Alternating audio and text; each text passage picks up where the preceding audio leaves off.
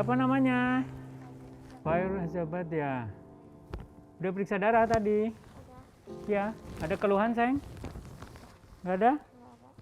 Udah tahu hasilnya? HB-nya berapa? 8,8. Wush, bagus.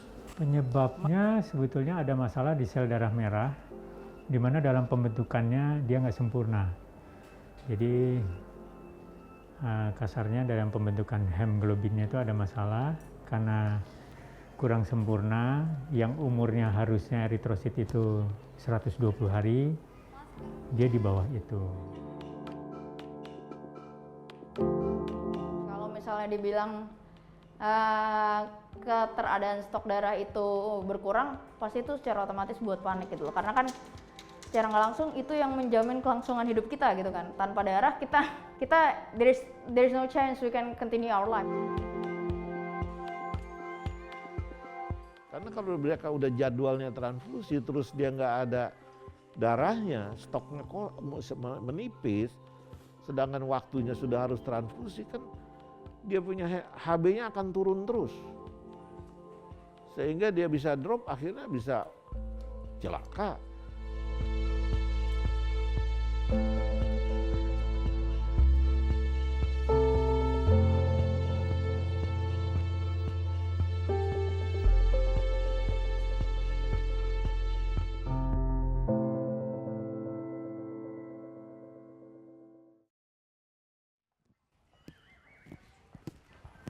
Tadi yang udah diperiksa yang mana? Belum ya? Namanya siapa?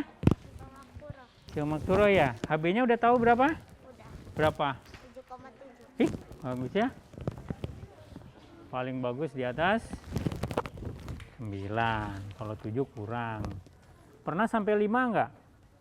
Enggak ya. Pinter. 3 minggu. Eritrosit ini kan mengandung Hb untuk mengikat oksigen. Nah, kalau umurnya di bawah itu mudah pecah, jadi anak-anak itu Hb-nya bisa turun, ya, bisa sampai di bawah 5 bahkan. Nah, biasanya anak-anak yang dengan Hb rendah ini perlu ada penambahan darah supaya Hb-nya baik. Nah, ini yang disebut thalassemia mayor, jenis thalassemia yang berat. Kenapa ini bisa? Ya, namanya juga faktor turunan ya. Jadi faktor turunan ini mungkin sama lah kalau kita ngedengar bahasa turunan asma, turunan diabetes.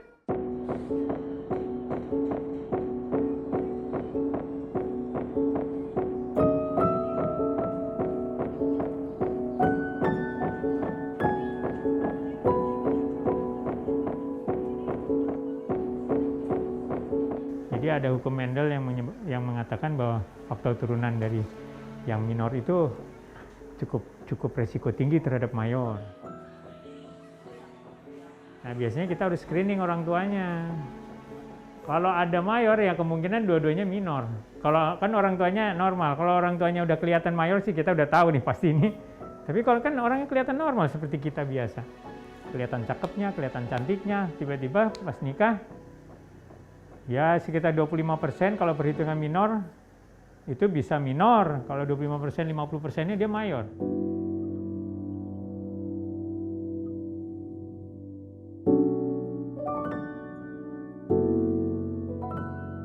Mau meeting sesuai yang kemarin Andre udah bahas soal ideasi.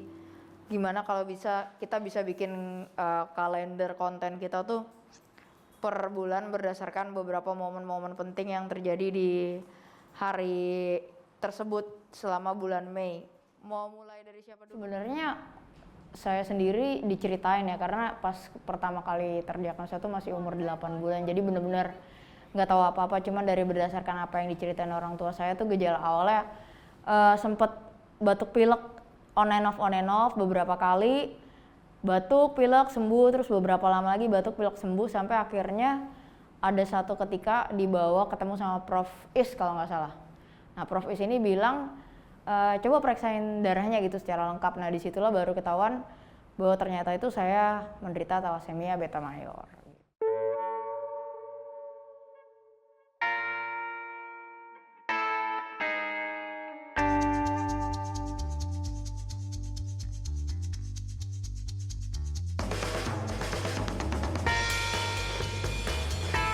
mempermudah mereka memahami, saya mendeskripsikan tuh badan saya tuh seperti mobil dan darah itu sebagai bensin.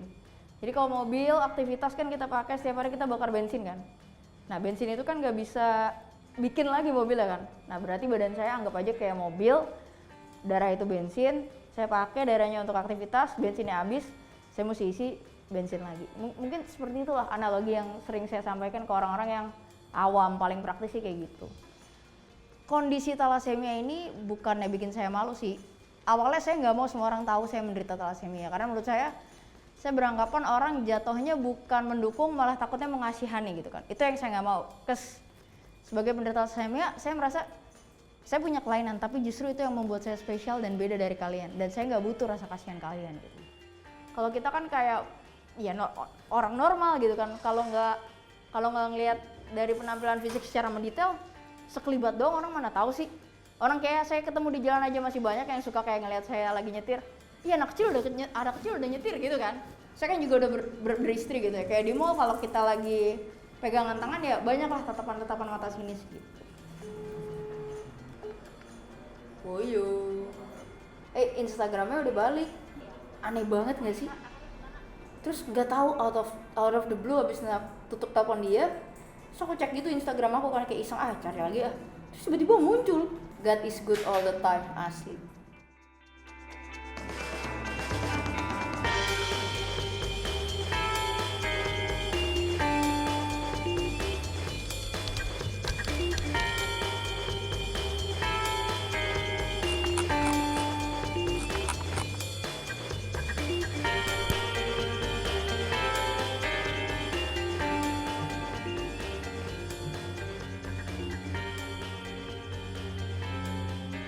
Momen saya berani keluar dari, boleh dibilang gua lah ya, selama ini saya nggak pernah mau orang tahu kondisi saya. Ketika salah satu teman saya di YouTube-nya dia ngajak saya kayak, yuk kita bikin konten, kita ngobrol, ada tapinya. Gue mau minta lu untuk jelasin kondisi kesehatan. Mungkin banyak dari teman-teman banyak yang bertanya, kenapa penampilan fisik gue yang menjelang 30 tahun ini masih terlihat awet muda, atau bahkan orang sering bilang kayak Nobita, kayak Kobo-chan. Di sini gue speak to clear everything. Gue ini menderita thalassemia mayor. Mungkin buat yang bertanya apa itu thalassemia mayor, itu kelainan genetik di mana badan lo, terutama tulang sumsum lo, nggak bisa mereproduksi sel darah merah. Jadi kita kan pakai sel darah merah untuk bernafas, untuk aktivitas sehari-hari. Ketika itu hancur, orang normal biasanya bisa mereproduksi ulang. Sementara gue ketika hancur, ya udah nggak bisa produce, jadi hilang dan terus berkurang. Di situ awalnya saya mikir, ya udahlah ya anggap aja dia udah kenal saya cukup lama, ya udahlah udah waktunya mungkin ngomong. Tapi ternyata video itu viral. Dan dari konten yang pernah dia buat, itu salah satu yang views-nya paling tinggi. Dan setelah itu saya mulai kayak, oh ternyata respon orang tuh sesuai dengan apa yang saya mau gitu loh, bukan yang mau ngasihani, mereka justru bisa apresiasi. Nah disitulah baru saya mulai, kayaknya ini udah waktunya untuk lebih menyuarakan kayak, ya udah, gue thalassemia, gue beda, gue nggak perlu dikasihanin, tapi gue bisa seperti diri gue sekarang dan nggak ada yang perlu boleh dibilang nggak ada yang perlu diumpetin karena nggak ada sesuatu yang membuat malu gitu.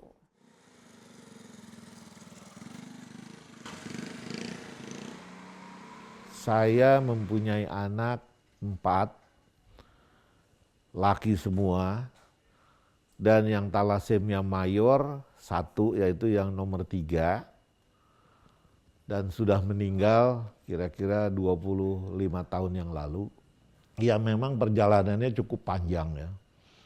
Pertama waktu kita saya katakan divonis oleh dokter bahwa anak bapak dan ibu ini kena thalassemia. Pada waktu itu kan kita bingung thalassemia itu apa. Pada waktu divonis saja ibunya tuh yang kaget, nangis-nangis. Gimana Bu waktu ya waktu awal itu kan hanya HB6 gitu. Terus kata Prof. Markum, ibu harus transfusi. Nggak mau. Karena saya pikir kali besok lusa naik Prof. Karena saya kan nyusuin ya, kali dengan ASI segala macam. Kurun waktu 1 minggu kok tambah lama, tambah ngelemprak gitu ya, kok lemes gitu. Dicek lagi udah tinggal 5. Langsung propnya bilang, udah ibu langsung aja deh masuk rumah sakit gitu. Jadi memang masih bertanya sih saya tuh, karena apa? Faktor keturunan. Keturunan bagaimana? Kan saya nggak ngerti, saya sehat, bapak sehat gitu. Nah itu gennya yang di dalam. Terus kata ayah dia hanya bilang, senangkan aja anak ibu sama bapak. Kok pakai senangkan lagi bro? Apa sih maksudnya? Saya bilang gitu. Ya karena kalau yang thalassemia mayor, ini mayor ya, belum ada obatnya kecuali perpanjangan usia itu transfusi darah seumur hidup. Cobalah kita bikin satu yayasan, karena yayasan secara hukum lebih jelas dibandingkan dengan perhimpunan, maka dibentuklah Yayasan Thalassemia Indonesia itu pada tahun 87.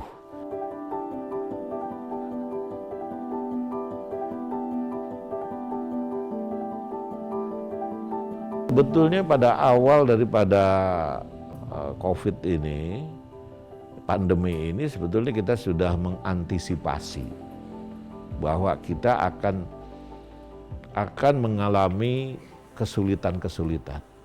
Karena di dalam mereka mau mendonorkan itu, mereka takut untuk datang ke rumah sakit atau ke PMI. Yaitu karena takut menular COVID-nya. Jadi ya kita memang cukup panik juga pada waktu itu. Waduh, ini gimana anak-anak kita ya?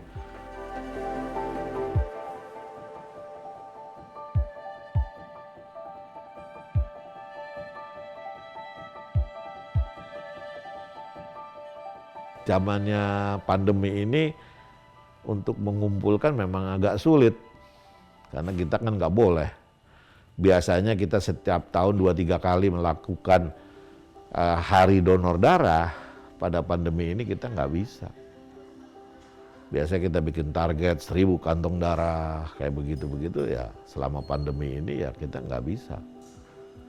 Ya kita lakukan semaksimal mungkin lah untuk membantu para penyandang thalassemia. Pasti panik, tapi ya maksudnya gini loh, sebagai penderita kita nggak bisa minta satu privilege kepada orang-orang di sekitar kita atau kepada PMI untuk bisa provide itu terus gitu. Karena kan pasti orang mikir kayak ngeri pandemi gini donor gitu. Padahal kalau konteksnya gini, kalau lo udah berani keluar untuk dine in, berani keluar untuk ke mall, I think protokol di PMI harusnya udah lebih tinggi standar tadi dibanding di tempat-tempat publik. Jadi kalau kalian masih berpikir enggak takut pandemi, sebuah pola pikir yang menurut saya perlu dipertanyakan sih gitu loh. Jadi memang beberapa kali kita terkesan mungkin kalau orang awam, ini orang maksa banget sih darah orang. Ya karena kondisinya kita butuh gitu loh.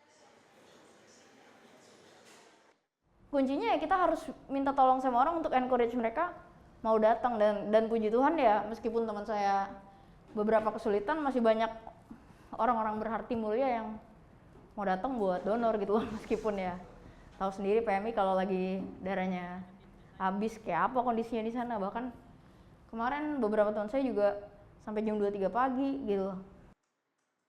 Selama pandemi ini saya masih mendapatkan darah gitu loh sampai sekarang.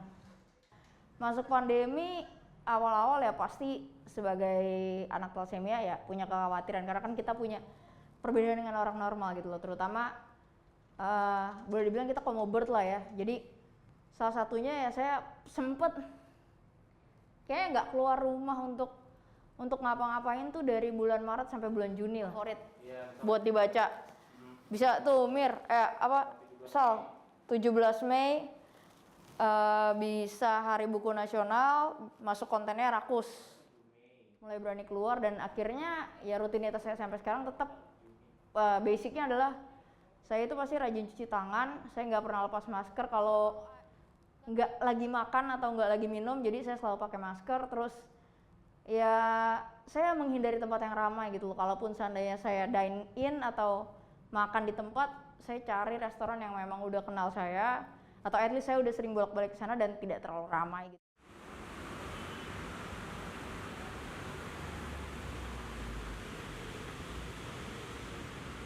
Kalau lagi lemes, kalau HB-nya berapa? Wih, pinter. Kalau udah 8 lemes, makan nggak mau ya? Iya. Kalau udah dikasih darah, HB-nya jadi berapa? Jadi 9 atau 10. Akhirnya apa? Nafasnya enak, makannya enak, ya kan? Nah, kenapa? Karena apa tuh kalau talasemi, sel darah merahnya cepet pecah, ya kan? Nah, kalau ditransfusi jadi lebih bagus lagi, ya.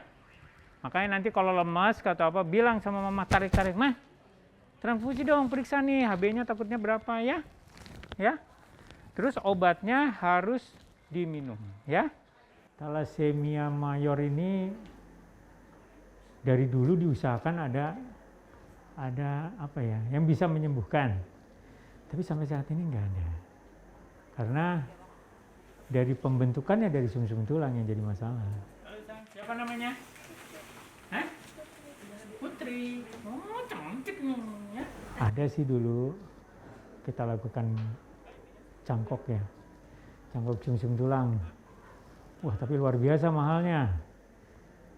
Saya nih, yang setahu saya nih, ada kasus itu satu di Indonesia pernah. Ya kalau ada teman-teman sejawat yang tahu, yang lain juga mungkin ya. Di Bekasi itu juga nilainya hampir 300-600 juta kalau nggak salah, satu kali sumsum tulang. Dan itu dilakukan 2 kali kalau nggak salah itu. Saya pernah berhasil. Tapi kan, waduh, betul luar biasa ya. Kebetulan orang tuanya mampu. Nah, itu kan luar biasa ya.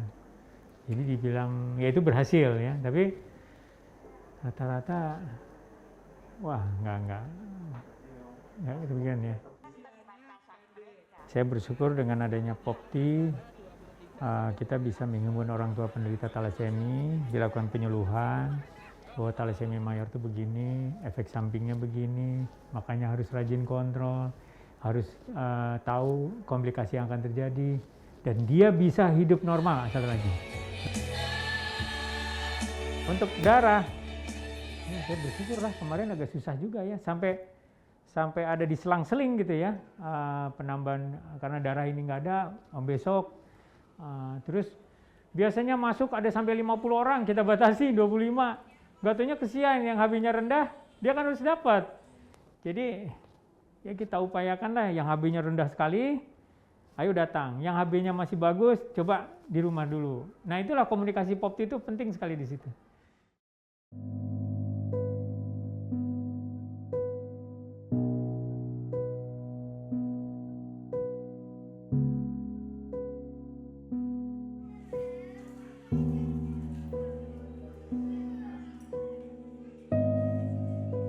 Kalau sulit sudah pasti sulit lah. Takut ya pasti takut. Pasti ketakutan sekali. Apalagi kalau nggak dapat darah. Tapi ya saya bilang kita harus berusaha semaksimal mungkin. Cari donor. Karena kalau nggak ada donor pengganti nggak dikasih. Harus ada donor pengganti.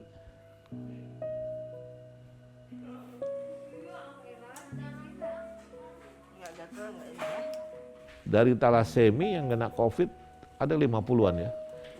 Tapi ya alhamdulillah mereka kembali sehat, yang meninggal ada 2. Yang penting itu jaga kesehatan yang baik. Jangan sampai sakit. Karena kalau sampai sakit, fatal nantinya. Udah darah nggak ada, HB-nya turun terus, mau apa? Nah, dengan himbauan-himbauan seperti itu ya alhamdulillah mereka mau mendengar, karena treatment yang lain nggak ada. Ya mudah-mudahan pandemi ini cepat selesai sehingga para donor-donor darah kembali seperti semula. Memang seyogianya yang terbaik itu adalah setiap penyandang talasemi mereka mempunyai 6 donor.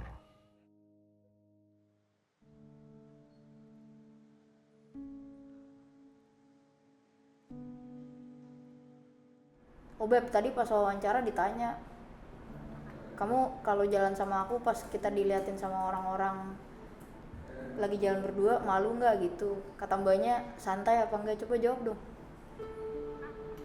Hah? Kenapa santai? Ganteng ya gue?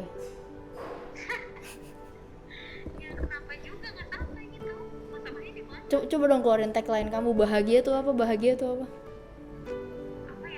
Kan kamu suka bilang, kan aku nanya, kamu bahagia nggak sama aku? Terus kamu bilang, kenapa? Tuh, gitu. Ya udah. Saya memang beda dari orang lain. Karena bahagia itu pilihan, kata istri. Ini yang harus saya jalanin gitu loh. Dan I wish I could be a normal people gitu loh. Maksudnya nggak punya keterbatasan, bisa ngelakuin apa aja gitu loh. Itulah yang waktu kecil saya rasain. Tapi seiring dengan berjalannya waktu justru kebalik gitu loh. Saya malah mikir, gila ya, Tuhan tuh hebat loh, Tuhan tuh baik gitu loh.